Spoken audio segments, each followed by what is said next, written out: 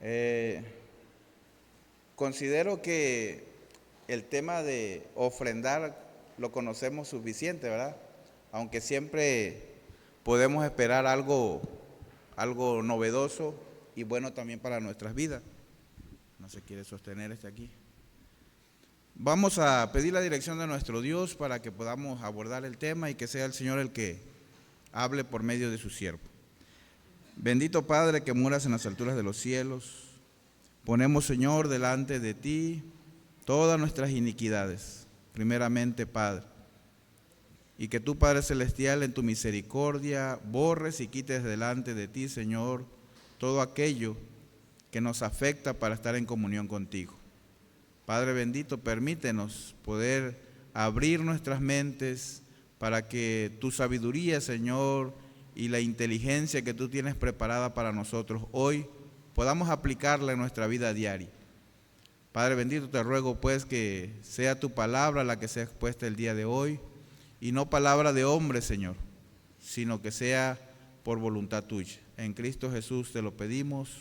Amén. Pues bien, amados hermanos, el tema que nos trae esta mañana es precisamente la ofrenda para la iglesia en Jerusalén. Y vemos que desde el primer libro, en el libro de los Corintios, Pablo aborda este tema ya en su momento. Aunque la preocupación de Pablo en el primer libro era precisamente el pecado, la corrupción que había en Corintios en ese tiempo.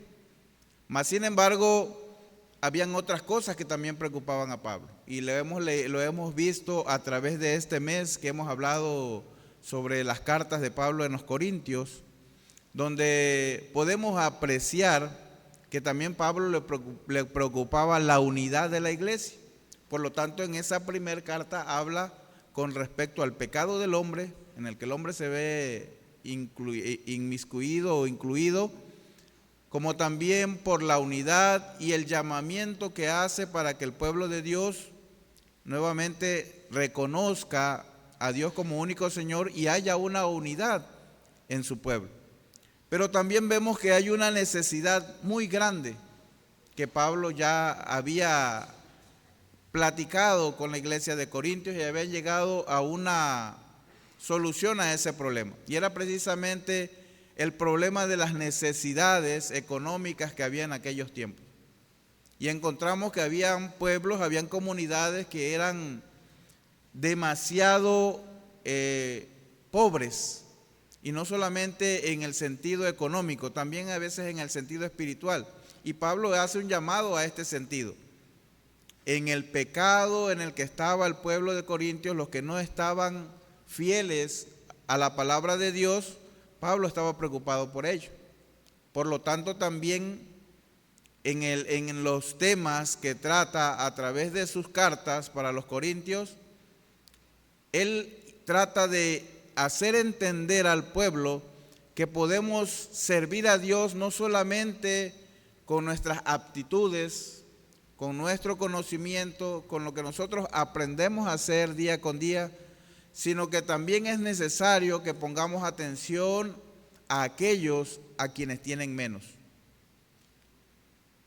Y sobre todo cuando se trata de expandir la palabra de Dios, Pablo tiene un especial cuidado en esto y acabamos de hacer la lectura precisamente en el libro de Corintios. Dice: cuando a la administración para los santos es por demás que yo os escriba, pues conozco vuestra buena voluntad, de la cual yo me glorío entre los de Macedonia, para que Acaya está preparada desde el año pasado, y vuestro celo ha estimulado a la mayoría. Pablo reconoce también que el pueblo de Corintio había muchos que estaban en una situación económica estable. No vamos a decir que eran ricos, que tenían muchas posesiones, pero Pablo también había analizado y visto que había muchos que podían y tenían la posibilidad de ayudar a los hermanos que menos tenían. Por lo tanto, Pablo insta a estos hermanos y les dice: les escribo esto, o más bien esa era la mentalidad de Pablo, escribirles, pero Pablo sabía y tenía seguro en su corazón que los que estaban realmente arrepentidos, los fieles en el Señor y que estaban en una condición económica buena o saludable, Dios ponía en su corazón el poder ayudarlos. Eso no tenía duda Pablo. Por eso dice, se me hace a mí, dice, pues conozco vuestra buena voluntad, de la cual yo me glorío entre los de Macedonia, que Acaya está preparada desde el año pasado y vuestro celo ha estimulado a la mayoría. Quiere decir que estos hermanos en Macedonia ya habían preparado su donativo para aquellas personas que menos tenían. Ya estaban preparados desde mucho antes. Y por lo tanto Pablo escribe pidiéndole a ellos que también estuvieran preparados con estos donativos, para que no pasaran vergüenza. Dice, pero he enviado a los hermanos para que nuestro gloriarnos de vosotros no sea en vano en esta parte, para que, como lo he dicho, estéis preparados. No sea que se vinieren conmigo algunos macedonios y os hallaren desprevenidos. Nos avergoncemos nosotros, por no decir vosotros, de esta nuestra confianza. Por tanto, tuve por necesario exhortar a los hermanos que fueran primero a vosotros y prepararan primero vuestra generosidad antes prometida, para que esté lista como de generosidad y no como exigencia. Pablo confiaba en que ya tenían todo preparado, pero sin embargo vio necesario poder asegurarse de esto.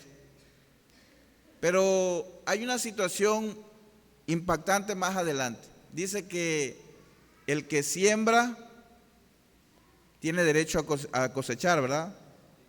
A veces también las circunstancias pueden intervenir en mucho que tenga que ver con la siembra. Sobre todo lo hemos vivido aquí en nuestro estado, ¿verdad?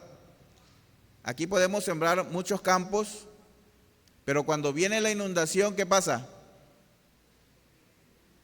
Muchas de las siembras que quedan entre el agua se pierden, se ahogan. Otras pueden ser también las plagas o las enfermedades en las plantas que las pueden acabar. Y vemos que este pueblo generoso al Señor lo hacía con un solo propósito. No sé cuántos de los que estemos aquí hoy ofrendamos al Señor de las diferentes maneras que tenemos, y cuántos también de los que estamos aquí escuchamos allá afuera hablar sobre los diezmos, sobre el dinero, y hemos escuchado, yo creo que diferentes versiones de la gente que no está, no sabe cómo es esto de la ofrenda, del diezmo. Y entonces ellos en su manera de pensar critican algunas iglesias de cómo manejan ellos los recursos. Y eso es verdad. No voy a decir que no suceda en algunas iglesias, ¿no? Que malinvierten o tienen una mala administración de estos bienes. Y hemos oído hablar también a muchas iglesias o religiones sobre el tema de la doctrina de la prosperidad. Y ellos manejan de que si tú das más diezmos que otros, mayor va a ser la bendición, mayor va a ser lo que vas a cegar. Y estamos errados, o ellos están errados.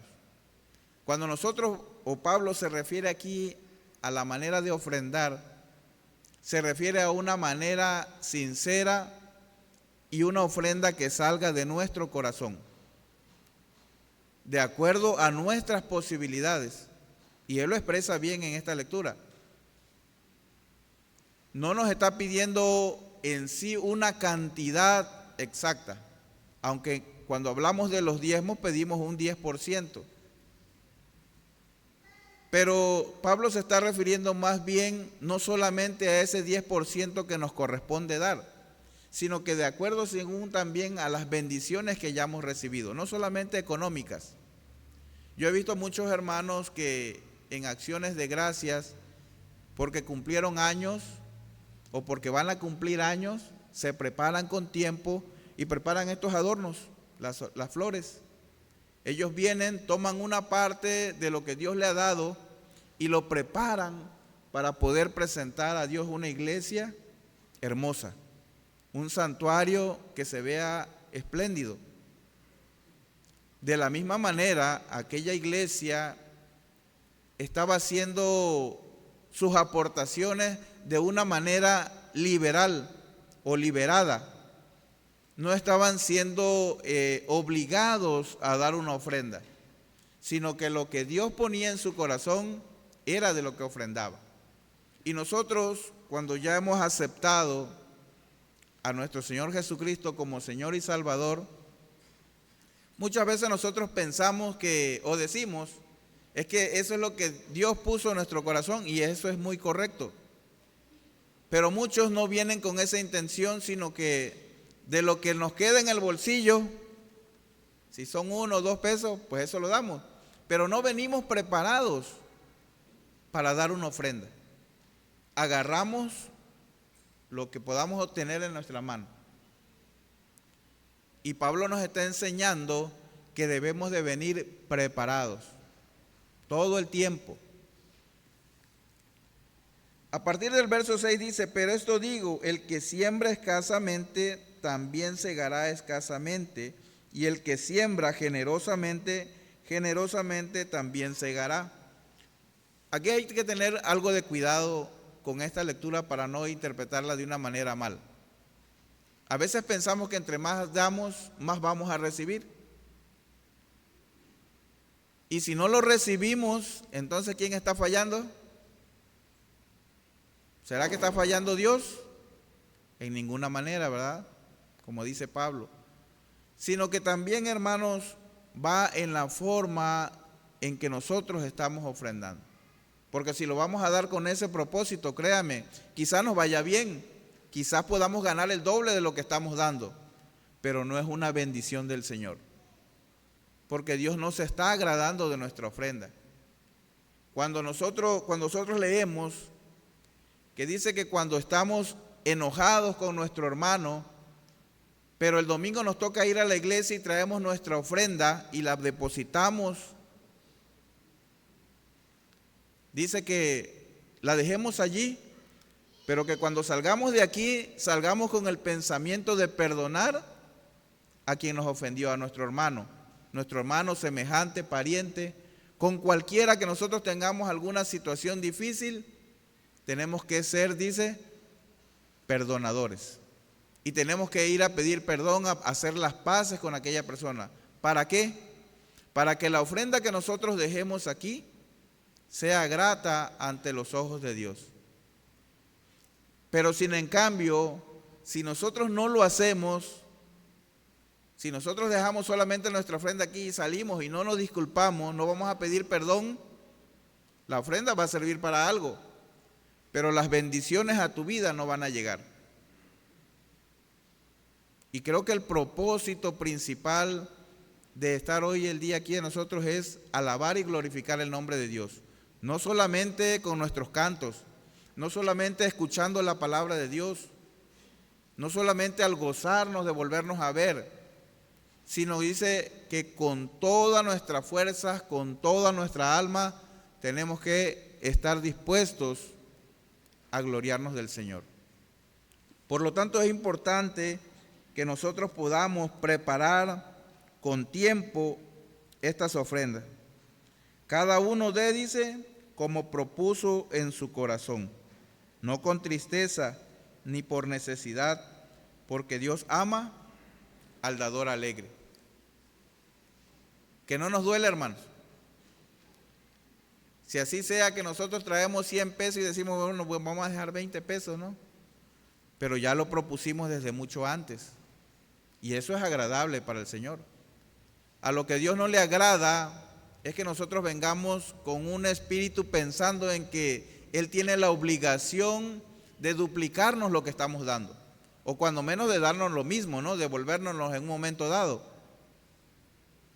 Esa no debe ser nuestra forma de pensar, sino dar, dice, como el Señor Jesús, después de habernos rescatado de la muerte, de habernos sacado del lodo cenagoso, a como Dios proponga en nuestro corazón, podemos dar. Muchas veces traemos nuestros diezmos, que son nuestra aportación que tenemos, y de repente ha habido ocasiones especiales en las que se necesita hacer alguna otra trabajo en la iglesia, y lo he visto a esta iglesia derramar esa ofrenda para ciertas actividades. Y una de las cosas que nos caracteriza a nosotros como iglesia, estoy hablando de esta iglesia, es precisamente eso, hermano. Que yo estoy viendo como quizás Pablo veía a la iglesia de Corinto, una iglesia fiel, una iglesia que viene preparada, una iglesia que está atenta a las necesidades, no solamente de sus siervos, porque lo hemos visto, cuando alguien ha necesitado una ofrenda especial, el pueblo ofrenda. No podemos decir si es mucho, no podemos decir si es poco, pero ha dado como el Señor propone en su corazón. Y esa es la verdadera ofrenda que llega hasta Dios. Dice también el otro punto, consejos para ofrendar correctamente. ¿Cómo podemos ofrendar nosotros correctamente? Dice, y poderoso es Dios para hacer que abunde en vosotros toda gracia, a fin de que, teniendo siempre en todas las cosas todo lo suficiente, abundéis para toda buena obra. Como está escrito, repartió, dio a los pobres su justicia y permanece para siempre. Debemos de dar conforme a lo que proponga nuestro corazón. Tal vez podamos pensar que es poco. Yo en el tiempo que estuve como diácono, de repente nosotros veíamos en las ofrendas o en los sobres 5 pesos o 10 pesos, en los sobres de los diezmos o de las ofrendas. Y la pregunta era, ¿tan poquito ganará el hermano? Pero investigando un poquito y fijándonos, teniendo un poquito de analítica en nuestras vistas, veíamos que a veces los niños venían, tomaban un sobre y metían una moneda. Y miren ese ejemplo, lo que Dios había propuesto en su corazón, tal vez de lo que sus padres le habían dado para ese domingo, o quizás se lo dijeron, esto va a ser para la ofrenda, ¿no? Pero ellos vinieron y echaron su moneda en el sobre. Y esa era la situación por la cual ellos estaban ofrendando. Y lo que nosotros nos encontrábamos allá en las ofrendas eran 5 o 10 pesos. Y decían, bueno, fue lo que propuso Dios en su corazón. Lo que no sabíamos era el trasfondo de dónde y de quién venía ese dinero. Y era de los pequeñitos que estaban acostumbrados. Y era una disciplina para ellos ofrendarle al Señor. Y a veces podemos emitir juicios, como lo hice, bueno, yo lo hice yo en su momento, ¿no? No puedo decir que los demás hermanos. Pero ya observando me di cuenta de eso, que muchos niños también tienen esa facilidad o esa disciplina de poder ofrendar. Y si ellos lo hacen, si ellos lo han aprendido de sus padres o de los abuelos tal vez que lo traen, no sé, porque pueden ser muchos medios, hermano, que si me pongo ahorita a enumerárselos, pues tardaríamos mucho más aquí en el púlpito, ¿verdad? Pero tenemos que ver las circunstancias, abrir el panorama, no solamente juzgar deliberadamente, porque el Señor dice, nos da, dice, poderoso es Dios para hacer que abunde en vosotros toda gracia, a fin de que, teniendo siempre en todas las cosas todo lo suficiente, abundéis para toda buena obra. Yo he visto muchos hermanos también apoyar a otros hermanos. Ven la necesidad en alguien más y toman un sobre y se lo pasan, independientemente de sus ofrendas, independientemente de que nadie se los haya pedido o que la otra persona lo haya solicitado. Ellos vieron una necesidad y ofrendaron.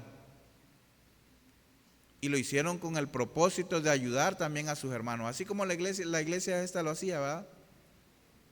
No solamente porque hayamos participado. Hace unas semanas atrás, el domingo antepasado, vino una persona que traía una necesidad, y vi también cómo la iglesia, sin que lo hayan pedido, hizo su aportación a la hermana de manera personal. Bueno, yo le digo hermana, pero realmente no sé si ella llega a alguna iglesia, pero había una necesidad y la iglesia estuvo ayudándola.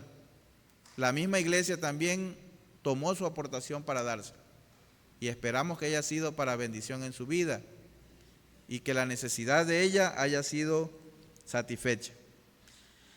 Como está escrito, dice, dio a los pobres su justicia. Dio a los pobres, su justicia permanece, dice, para siempre. Y el que da semilla al que siembra y pan al que come, proveerá y multiplicará vuestra sementera y aumentará los frutos de vuestra justicia. Aquí están los resultados de nuestra ofrenda, pero una ofrenda que Dios ha propuesto en nuestro corazón. No una ofrenda cualquiera, porque eso todo el mundo la da, eso todo el mundo la ofrece. Hasta el invitado que viene puede tomar de su bolsa y hacer una ofrenda.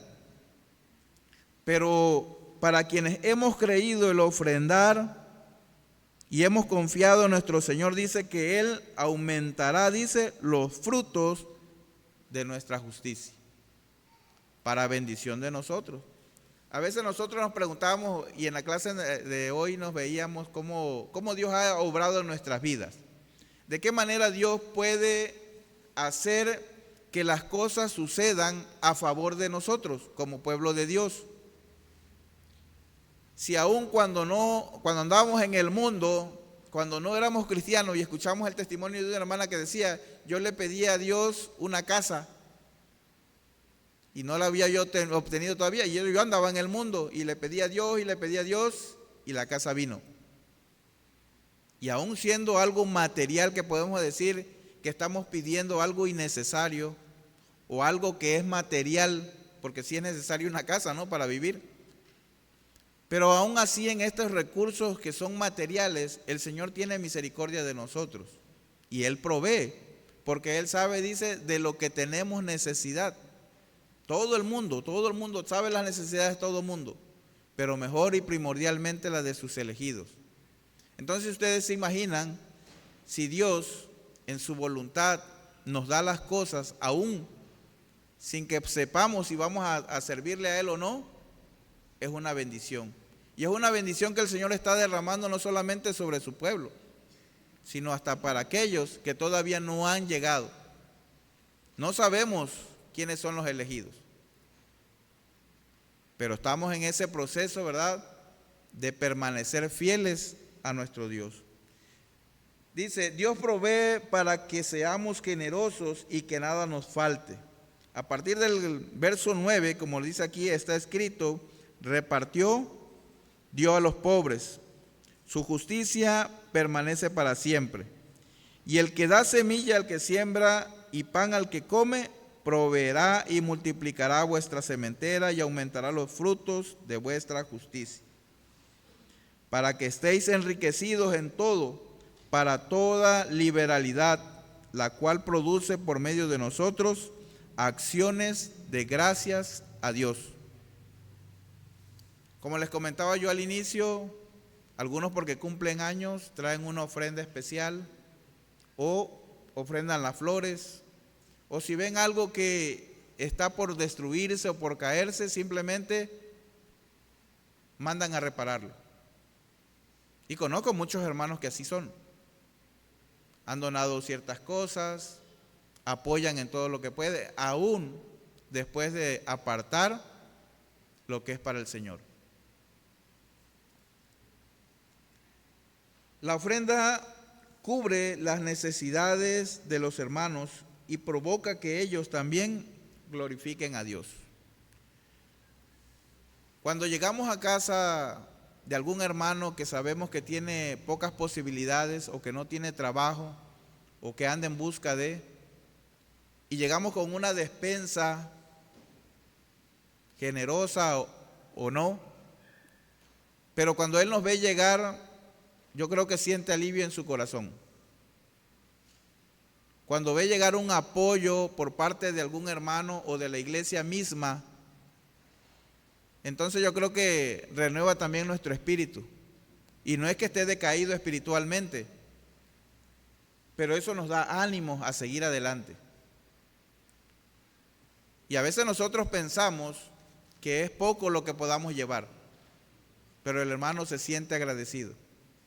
Y va a estar agradecido en su corazón si es un fiel creyente al Señor. Así es que no dudemos, hermanos, en hacer el bien y ayudar a nuestros hermanos. Porque la administración de este servicio no solamente suple lo que a los santos falta, sino que también abunda en muchas acciones de gracias a Dios, pues por la experiencia de esta administración glorifican a Dios, por la obediencia que profesáis al Evangelio de Cristo, por la liberalidad de vuestra contribución para ellos y para todos. Verso 14. Asimismo, en la oración de ellos por vosotros, a quienes aman a causa de la superabundante gracia en vosotros. Gracias a Dios por su don inefable. Pablo termina esta frase o este capítulo dando gracias a Dios por ese don que pone en cada uno de nosotros. Creo que tenemos que tomar estas experiencias que Pablo tenía con la iglesia de Corintios y aún con todas las cartas que escribió y poder poner en práctica, hermanos, no solamente para el beneficio de la iglesia, no solamente para obtener una ganancia por ofrendar, sino darlo porque es necesario y porque sabemos que esto va a ayudar también a otros. A veces por la manutención, también en el pago de servicios, pero todo tiene un porqué. Yo creo que como iglesia, el Señor escribió mucho acerca de las finanzas y de cómo administrarnos, porque en mi experiencia como administrador de las cosas que Dios me da, he tratado de hacer lo mejor que puedo, pero siento que he fallado en muchas también. Y ahí es donde tenemos que tener cuidado y hacer un análisis de nosotros, de cómo estamos administrando aquellas cosas que el Señor nos dio. Recuerdo que muchos han pasado la experiencia, al igual que yo, de decir que necesitamos ciertas cosas porque queremos ponerlas al servicio del Señor.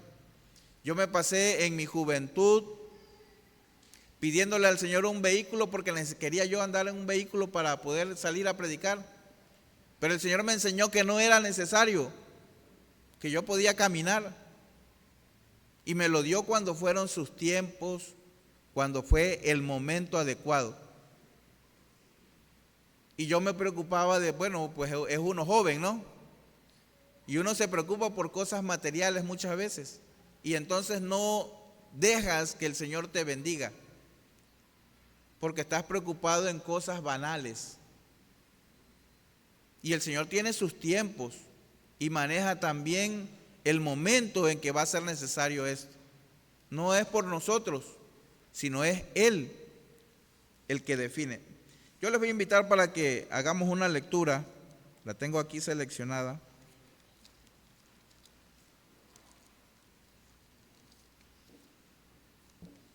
Aquí en el mismo libro de Corintios. Y con esto vamos a concluir, hermanos.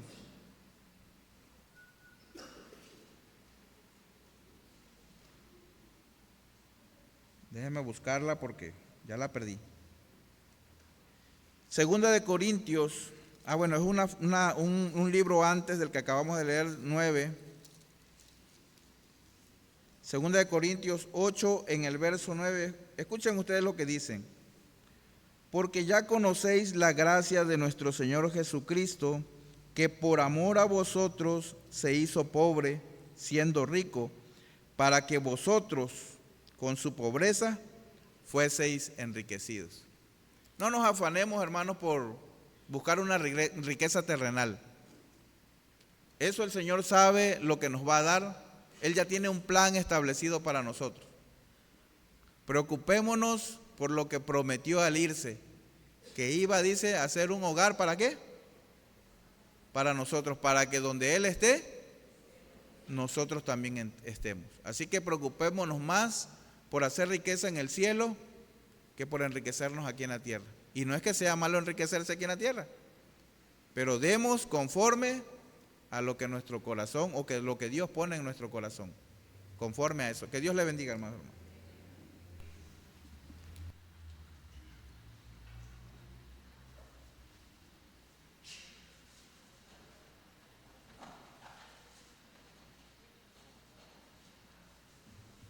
Dios bendiga la vida de nuestro hermano Feliciano.